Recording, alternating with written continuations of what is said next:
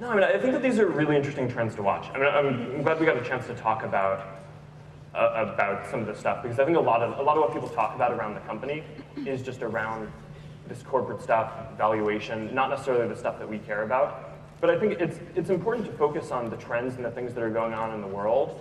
And this is a good conference to do that at, because I mean, a lot of the people here are engineers, artists, designers, and you guys are really the ones who are out here doing the work to do this. So anyhow, thank you guys for all coming.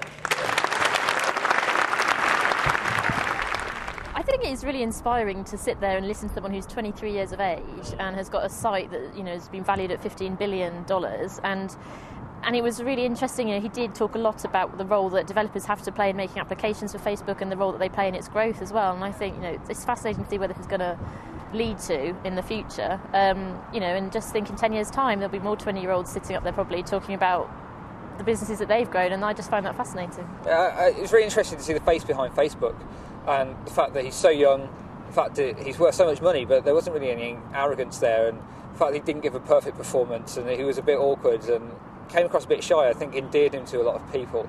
And I think sometimes the corporation can take over from the fact that there are people behind it, and he admitted himself it's not perfect, it's got flaws in it, things haven't worked the way he expected. The fact that he admitted that and didn't show any arrogance and wasn't precious about saying where they'd gone wrong and where they wanted to go right, I think that was something really positive that came out of that interview for me.